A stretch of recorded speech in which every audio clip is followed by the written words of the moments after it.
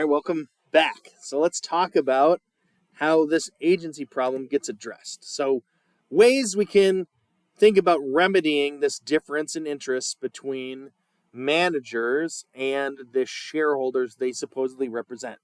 So, there's lots of different ways this gets handled. So we'll talk about them individually. So the first is an independent board. What does that mean? So, in particular, right, executives, especially if they've served for a long time, will have worked with the board of directors for some time, and they've worked collaboratively together in most cases, right? So you can get to be like very close friends, right? At least co-workers with a lot of mutual respect. And this can be a problem when you think about, okay, if I have got a board of directors, and let's imagine that I had a chief executive who was very, very competent. She did an excellent job and grew the firm from the organization from a small to medium enterprise to a large one. So over the course of 20 years, was very successful. However, in the industry has shifted. Now it's less growth industry and more so now the market share is kind of stabilized, and now there are quite a few competitors in the space, and so it becomes much more an approach of operational efficiency and less of bold innovation.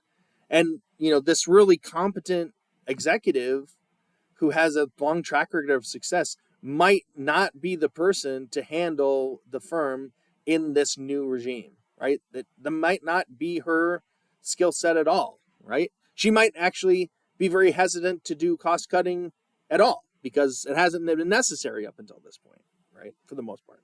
And so it's going to be very hard for that board of directors who's worked closely with this executive for such a long time and has seen them be successful to then say, thank you for your service. Here's the door. We are bringing on someone else, right? The reality is it often does not happen, right?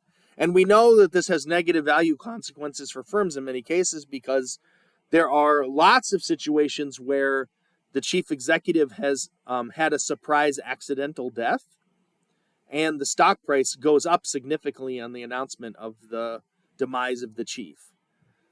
Right? So they were operating the company, and we don't know who the new person is, but if they're a typical new person, they're going to be way better than whoever they replaced, right? That happens. Not always, right? I think Steve Jobs was something like 20% of the value of Apple disappeared on the cancer disclosure. One way to help the board of directors be more effective in its role as supervisors of the executive and management team is for them to be independent, right? So they have relations. They don't have a close relationship with the CEO to then be able to make tough decisions when need be.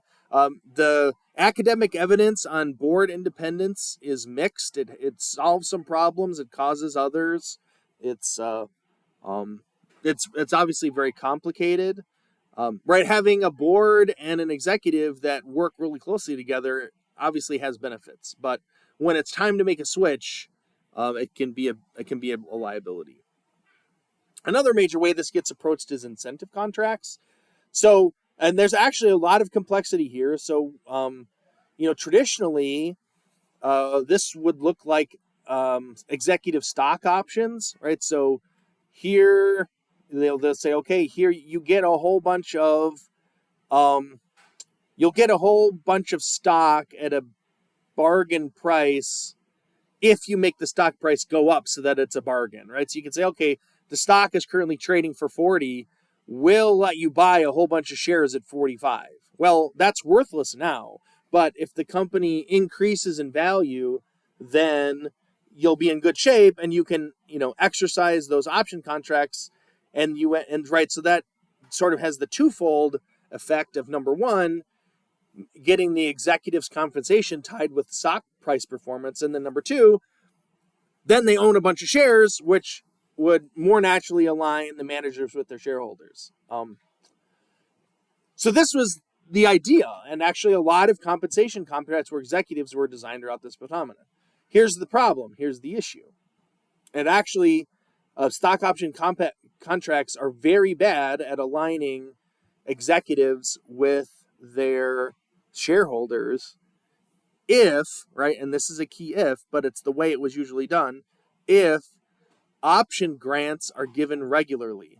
Or what does this mean? So if I get it right, if I get options every year, my goal isn't necessarily to make the options worth a lot. My goal is to keep the stream of options coming, right? So if I do something that's crazy, like say I do a big bold move with a lot of risk, well, that will make my stock options that I already have more valuable because presumably it was a good idea, and just in general, variability helps options be more valuable, right? So the 1 I already have goes up, but the 7 I could have gotten go away if it goes bad. So if it's a repeated offer, it negatively connects the managers with the shareholders. Those managers want to keep it safe so that they can keep on the option granting gravy train. So it's very hard to design these compensation contracts to really effectively align managers with shareholders, right? It would need to be probably a big option grant with no changes for a significant period of time. Right. So, but at least that's the idea that an incentive contract would help. Concentrated ownership. So this is when just a few shareholders own a lot. And so what does this do? Well, it means that those, let's imagine it's 3 people. Well, they can say, listen, Susie, you've had a good run, but it's time to be done. Go find something else to do. Find a different growth company to grow instead of piloting this mature ship, right? And if you have 3 people who own 58% of the shares, the 3 of them get together and decide that stuff. That doesn't work if it's, if we have to get thousands of people together, well, then it's just going to turn into, then you're trying to all coordinate and nobody's going to agree, right? So if I've got 58% of the shares, distributed between 1,000 people, well, right, if you get 600 that agree and 400 that disagree, now you only have, 30% that are aligned, and it's not enough, right? So one way to enforce discipline and management is to have concentrated stock ownership. That's not the best approach, right? Like, in the sense that we would like a system that solves the agency problem where everybody gets to participate in ownership, not a few really rich people, right? But in some countries with poor legal system enforcement, that's the best way to do it. Just things work best when you have a few owners that can then make managers do what they need them to and hold them accountable. Accounting transparency, right? If you have fraudulent accounting, it's very, very hard to do any kind of managerial oversight. And so having a good system of account, right? A strong ethics component to accounting licensure, and very strict controls on accounting information generation, and then audit, right? Outside independent audit with reputational capital that they need, all are very, very vital. And that's not, that doesn't exist everywhere, right? So it's a big part of, and again, countries have value differences here, right? The United States has its own set of accounting rules that are distinct from the international accounting rules, and the U.S. rules, though this has changed over time, they're drifting closer together, but the U.S. accounting was always very rules-based, and international accounting was more principles-based. And so those two approaches had positives and negatives.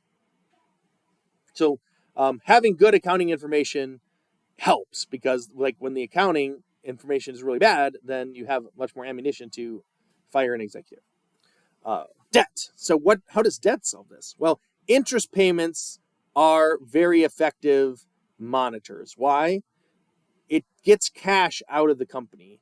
And if the company is going broke, debt will force the issue, right? So basically, companies that have lots of cash floating around with nothing for it to do are ripe for managers to spend it on silly things, right? So if I've got a company and there's a bunch of cash and it's being sort of spent on silly things, somebody can just buy it, load it up with debt, and say, okay, you're broke. Get unbroke by undoing the dumb stuff, and that can work. Right? So debt as an enforcement mechanism is effective. Shareholder activism, right? So this looks like may say I buy 10%, and I say, okay, I'm a big shareholder. You need to do my demands, or I'm going to go to the shareholders meeting and rally support behind me to get you ousted. But if you do my two things that I really want you to do, I'll just go away. And if they're right about those things being valuable, it can be a win all around, right? So the executive said, well, I didn't really want to do those things, but you're kind of making me do it, and I would much rather do it. Even though I don't want to, I will. It's better than getting ousted in a shareholder vote, so I'm going to do that stuff. And then when they do it and the stock price goes up, then the shareholder activist can then sell their shares at with some gains and benefit financially from. Right, the key is the advice has to be good advice, but there are plenty of shareholders with lots of business acumen that can make reasonable suggestions and have a track record for doing so. So that's a way for shareholders to get some changes made, especially if they're things that can happen quickly. Another approach is overseas stock listings. So in particular, right, the United States has very strong governance mechanisms and a legal structure that works well.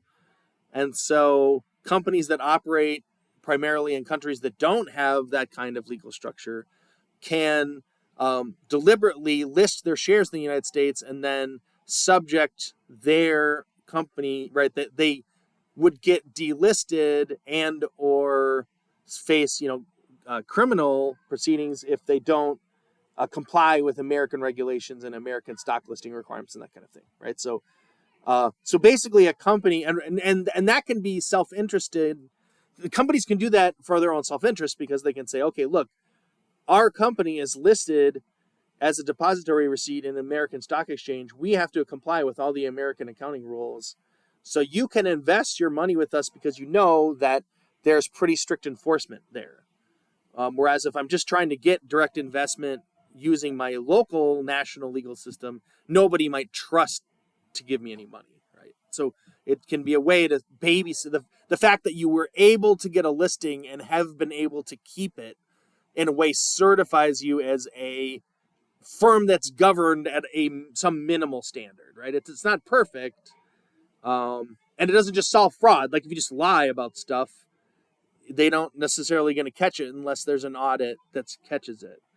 But it's a way to sort of effectively utilize the good governance mechanisms of another country. And then lastly, market for corporate control. So specifically when we say market, what we mean is, companies are bought and sold in total, right? The entire company can be purchased. And if it gets purchased, the way it's governed could be totally different. And so you have, so buying and selling whole companies does a lot. You have takeovers, mergers, all having an influence. And so, management not wanting to be subject to takeover discipline might preemptively remedy bad behavior so to avoid a takeover, right? So let's say I did some self-serving stuff. It was great. I got to fly a jet and have a sports team, but now the stock price is down and some other company is like, oh, this is an easy win. I'll just buy this thing and sell the sports team and sell the jet and I'll just get a bunch of money. And so the executive says, well, shoot, I don't want to get fired. I don't want them to take me over. So you know what? We're going to divest of our hotels and our sports teams and our planes because I would rather keep my job. As much as I love having the jet, I don't want to get taken over, right? So there's lots and lots of ways that this gets addressed, right? This agency problem gets addressed. And you can imagine that some of them work better than others depending on the country and legal environment, right?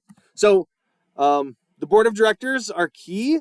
They operate differently depending on the country. So in the U.S., shareholders elect the board of directors, and in the U.S. boards do two things: they advise and they also supervise. So they do both. In Germany, it's different. So there and the board is charged not just with representing shareholders but stakeholders, right? So they can ask, is this good for employees? Is this good for creditors? Right they're sort of taking lots of different groups into account, and so a move that benefits the company at the expense of bondholders is legal in the United States and might not be legal in Germany. Also, it can be in some places, and I think this is true in Germany, the supervisory function and the advisory function can be separated into separate boards, and that has can have positives and negatives. Right, the challenge of being a supervisory board with no advisory capacity is management just has no incentive to tell you anything. So then it's a much, I think, probably just inherently a more hostile relationship than in the United States, where managers want the advisory capacity of their board, and so are more willing to share key operational details with the board in exchange for perhaps a more informed board for scrutiny purposes. Right, and the United States, relative, and then Japan, we have insider-dominated boards, like people who've been with the company forever and are all connected socially, right? That's not, there's more of that in Japan than other places. So again, different cultures and different countries have different traditions with respect to how boards of directors operate and different legal structures for it. So incentive contracts, we talked about. So a problem with incentive contracts is the ability of the executives to manipulate the numbers too. And you'll see like a lot of stock options get granted where the price where it gets set is like this random, really low price. And actually, so a bunch of companies got caught like retroactively making the stock option target price being the one that was really low on purpose. This is sort of way to, sneak in more pay for their executive. So we talked about, I mentioned concentrated ownership. You can, the example before was imagining a couple people that own a huge chunk of the shares. But who the people, quote unquote, people are is different depending on the country. So in Germany, banks and insurance companies tend to have large stakes. In the U.S., this often looks like pension funds. So you can have the California Public Employees Retirement System. There's a lot of money in there. It's a huge state. They've got a ton of money. There's a lot of public employees that have very good compensation there. And so CalPERS can walk into company offices and sort of demand stuff because they, are by default a big shareholder. Right. And in Germany, this is how this often happens, right? Banks and insurance companies have a lot of influence over companies' operations because they can be these huge shareholders. In China, the government are often major shareholders in large organizations. So the government itself can have influence. Asia and Latin America, you have founders and family members. So often you have family groups where, in India, you have, you can have a group of cousins and uncles and that all own different firms that all support each other. And these family firms will, they'll face reputational consequences if they let one of the family of firms die, and so they tend not to. That's also true in South Korea. In Japan, there's a lot of cross holdings among the big companies. Right, if I have Toshiba or Mitsubishi, I might cross own a lot of shares. So, and kind of research across all these different locations, you've got those large shareholders playing a significant role in corporate governance. Accounting transparency, we talked about. Debt, we talked about, right? So there is this issue of debt overhang, right? So if I have debt, it's great for forcing management to be efficient because I take away all the money. But that also causes problems, right? If I take away all the money, then they don't have money to do cool stuff. So, debt. So if I purposefully make my firm debt laden, I tend to get more operational efficiency, but underinvestment in risky but profitable projects, right? So the underinvestment is a problem and the discipline is a solution. So, it's kind of, so then it's a trade-off, right? Like, does the discipline I gain from a large debt load outweigh the innovation I lose by giving away all of my cash? Right? So an example, we talked about shareholder activism. So an example there would be, so you can have, individual investors, pension funds, hedge funds can all take part in this. I mentioned CalPERS as an example, where they'll just step in and try to represent their shareholders' interest as a large organization. Toshiba shareholders passed a resolution to oust the chairman in 2021, right? So that is not, that's not unheard of in the United States, but it's, very surprising happening in Japan. So, and the general idea here, right, is that you have shareholders, activist investors that push the company to make positive changes that then make it more valuable, and that's how they benefit, right? If I buy, push a change, and then sell, as my change was a good change, I can profit. Or if my change is environmental, social, or governance improvement, I might benefit just because the company, even if it's not more profitable, it's more attractive from an ethics perspective. Overseas stock listings can enforce a more stringent accounting standards and better practices. And outside takeovers do a lot to force companies to have better behavior or fear, right? And the U.S. is ground zero, right? We in the United States, external takeover threat, like getting bought and eaten, is a very, very salient governance practice in the United States, and it's not as effective in most of the rest of the world. It's a lot harder to get a merger done in most other places. And so fearing the purchase is it's not necessarily uniquely American, but it's much more effective as a tactic in the United States. And so the academic consensus is that actually that's a big part of why that American firms are generally better governed than firms outside of America, and that the external takeover market is a big part of that. Naturally, all of this relies on law and the courts to enforce, and there's actually pretty big differences in legal systems. The most common are English common law and French civil law, but there's also German civil law and Scandinavian civil law. The different kinds of they think about law differently. So really, this is how, if you're used to thinking about the law in the United States, you'd be very familiar with this, right? Where if I'm trying to decide what you think about a court case that gets litigated, right? We're very used to thinking like, oh, hey, well, in such and such, like we even learned these, right? You can learn, Marbury versus Madison or Brown versus the Board of Education, or we learn court cases because that's how English common law works. If you want to know what to do in a circumstance, you refer to all of the previous court cases around that law. I mean, the text of the law itself too, right? But really the text itself is embellished and in some cases superseded by the body of legal decision-making that follows it, right? So the English common law, the law sort of has a life of its own, and it wanders off in whatever way. It gets clarified and expanded as the body of case law grows, right? And that's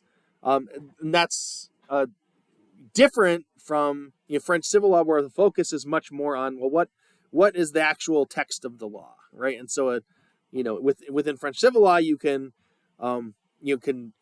much more freedom to say, well, this other person just didn't know what they were talking about. We're we're going to decide the complete opposite way, even though the circumstances are exactly the same, right? In common law, I mean, court cases do get overturned, but judges and attorneys really try hard to sort of say, well, this made sense in this context. This context is different for this reason, and so we should do this other thing. And now we have kind of this coherent overall thing where you would do this in this universe and this in this universe, and they're both right. It's sort of, the practice in English common law is just try to keep everybody right all the time. It doesn't always work, but that's sort of like the presumption. And so these, right, whether you have English common law or French civil law or one of the other ones is really a consequence of historical accident, or, right? I mean, if you're a British colony at one point, you're much more likely to have English common law. And if you're conquered by Napoleon, you're much more likely to have French civil law. And actually in the United States, Louisiana operates to a great degree under French civil law because, it was part of the Louisiana Purchase, but was actually settled, right? Much of the Louisiana Purchase was it was settled, but not by Westerners, right? Except for Louisiana. And so, so even within the United States, we have the Napoleonic influence if you include Louisiana. So the result is, these things are handled differently, and you get different corporate ownership and valuation results depending on the different kinds of civil or common law, and your capital markets function differently, and you get different economic growth. So, just for example, we have, the UK versus Italy. The UK is English common law, Italy's French civil law. In the UK, the shareholder rights are very, very high. If you're a minority shareholder, you have a lot of protections that have been established over a long time of of court cases building up a body of law on how shareholders are protected. Whereas in Italy, shareholder protections are very low. And so at the end of the day, you get, right, ownership. The three largest shareholders in Italy are 58%, and in the UK it's 19%. Well, why don't more people buy shares in Italy? Well, right, you aren't safe as a minority shareholder in Italy relative to the United Kingdom. Right? If I'm one of the 32% or 42% that's still left, well, I don't know that the 58%, those three people, those three orgs that own the rest of it, are they going to treat me well? Are they going to exploit me? Right? I'm have to worry a lot more about that. And that means, right, an Italian firm is going to have a tough time raising funds for minority shareholders because they won't perceive it as a safe investment. And that makes a huge difference in valuation. So if you look at the total economic output of Italy relative to the total value of Italian companies, it's 38%, whereas in the UK it's 200%. Right? So in some sense, that means that Italian companies are 5 times less valuable, even given the same amount of economic output, because of these issues, right? And there's almost 8 times more listed companies, and we geographically, UK and Italy are similar in size. They both have long histories. Northern Italy is a manufacturing powerhouse. It's not that economic activity isn't happening in Italy. It's just that the legal framework for minority investment isn't there. And so if I've got a big established firm that already has all the resources it needs, well, that's fine. It can keep operating. It'll do great. But it's, where you get in trouble is to say, well, now I need to raise a bunch of money. Well, raising money is hard because I can't just appeal to the public broadly easily in Italy relative to the UK. A really, really strong example of that is in Russia, when the Soviet Union fell and it broke up and all became constituent states. There were a whole bunch of state-owned enterprises, and part of the conditions of the loans that they got, they had to basically privatize those state industries. So they did a public sale of some Russian state-owned enterprises, And the valuation, basically stuff that would have sold for $1 in the West sold for 2 cents in Russia. And so then if you think about the 90s and the early 2000s, where you have the oligarchs that have all of this wealth, well, that's because they were able to buy these state assets at 98% off. One, why didn't some American buy it for 96% off? Well, because the Americans and everybody else knew that it wouldn't do them any good to buy those assets, because they would just get seized or stolen, or or regulated out of existence, or it wasn't an environment where they could safely invest. And so those state enterprises had to be sold at enormous valuation discounts as a result. So you see companies located in countries with weak investor protections often will use concentrated ownership as a substitute. So instead of using the courts to protect me, I'm just going to have, the fact that I have 3 major shareholders and I just deal with them directly can protect me. And so you end up with cross holdings and pyramid voting scheme. A pyramid voting scheme is like, I have a holding company which owns 5 companies. It has a controlling interest in 5 companies, which all have a controlling interest in 4 to 6 companies. So now I effectively control about 40 in some broader corporate umbrella, but there are other shareholders in the mix as well. So if you get down to the bottom, I might only own, a few percent of the companies down the bottom, but I control everything all the way up. So this pyramidal ownership is one way. Equity cross holdings. So Keiretsu and Shables, right? This is Japan and Korea. This is sort of ways that this governance happens via large shareholding instead of other legal avenues. So large shareholders tend to extract private benefits of control in those countries where minority shareholders are not well protected. So again, good governance requires these big private shareholders, but then private shareholders very naturally will take perquisites or do things to benefit themselves personally or organizationally. And that's just a cost. It's like, well, we need large shareholders to be governed well, and so we just have to, accept that they're going to do some self-serving things. And right in the United States, we don't have to assume that we need a large shareholder, or that we have to tolerate that the large shareholder will take some perquisites. But that's not true everywhere, right? Depends a lot, again, on the enforceability of legal protections for minority shareholders.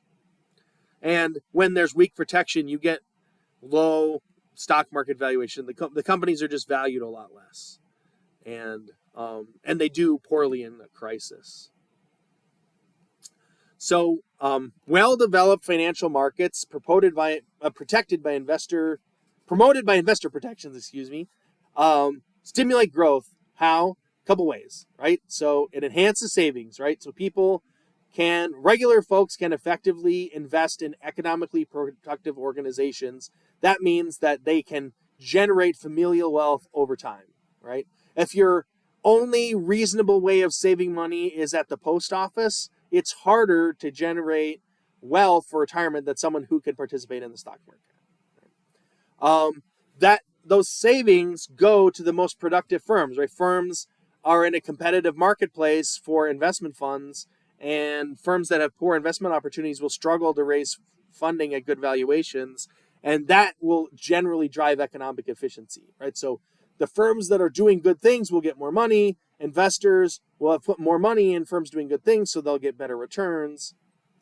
And so at the end of the day, you have more efficiently allocated capital, which leads to pretty significant improvements in GDP. So you can see this if you look at, for example, India. India has, their legal system is, for the purposes of this kind of stuff, isn't terrible, but it's definitely significantly worse at it than in the United States. And so if you look at Indian firms, right, the most efficient Indian firms rival American firms in productivity, right? However, the dispersion of productivity in India is much broader, right? So when it's going great, it's right up there. But when it's going bad, it goes really bad. And you have a whole bulk of companies that are much less productive relative to their American peers, because there's, the ability to enforce discipline through external takeovers and legal protections of minority shareholders just isn't there. So so sometimes you still get lucky, but on average, it's not going to be. And so that's just naturally going to be, it makes it more difficult, right? If you're in India and you're investing in Indian firms, you're likely putting money into a firm that's significantly less productive. Now, you're also investing at a lower valuation multiple, so maybe it all sort of works out in the end. But that it's a big hamper on successfully doing business. So you can imagine, right? It'd be nice to say, well, if I'm a company or a country that doesn't have great corporate governance, can I become one that has one? So this is, like, we talk about this a lot, is right? How do we, every country, I think, thinks about, how can the governance regime in the country improve so that investors get better protected, companies become more efficient, the valuations on our corporations increase, our GDP growth improves, right? So having improved corporate governance is naturally going to be something that is hoped for, at least by a lot of people and by governments and representatives. But it's tricky. It's just not easy to get these changes made, and they take time and have to be done in steps, right? So it's nice to think about improving it if possible. So examples of reforms that could work in countries that don't currently have strong governance practices. So in the book, it mentions 3. So in strengthening board independence, that's something that's pretty easily done with legislation. Board of directors are very public. It's very obvious whether they're insiders or independent. So it's pretty easily enforceable, and that can do a lot. Enhancing transparency and disclosure of financial statements, right? That get accurate numbers are very, very important, and getting that to exist can matter. And these accounting systems already exist, right? You could just use the international reporting standards or the American ones, either way, and just comply, and you'll be in good shape. And then having regulators with teeth that do stuff, right? Even in the U.S., our SEC is pretty weak in what it does in practice. And so, so for the U.S., I think one possible avenue for improved governance would be having a Securities and Exchange Commission that does more in terms of enforcing the Securities Acts. But yeah, without a strong court system, right? If you can just bribe your way out of it, it doesn't do any good to have laws in place, right? Or it does very little good. So, depending on the status of the legal system, you might need to do just literally improve the legal framework itself first, and then push through government's reforms and to get there. All right, so this chapter concludes with some examples of some financial regulation that's relevant. So the first is the Sarbanes-Oxley Act. So it was passed in July 2002, and it's really, in response to Enron and WorldCom, 2 big corporate fraud things. And so Congress basically said, we gotta have some extra steps for companies to make sure that their financial information isn't made up or deliberately deceptive.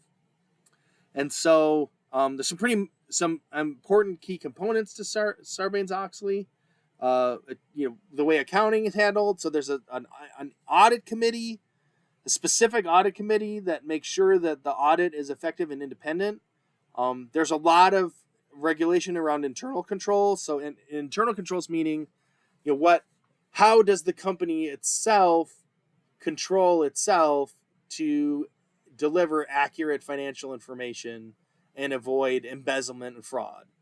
And so the Sarbanes-Oxley does things like, mandate an anonymous whistleblowing channel and have audits of the internal control systems, and that kind of thing.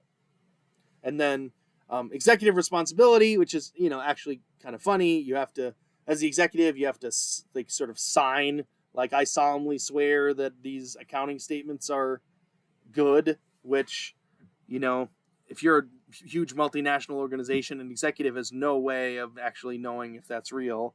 They might know that it's not good if they deliberately broke it, but if you're willing to commit fraud, I don't know why you wouldn't be willing to also sign a line saying that you didn't commit fraud. You're already lying, might as well keep it going, I guess.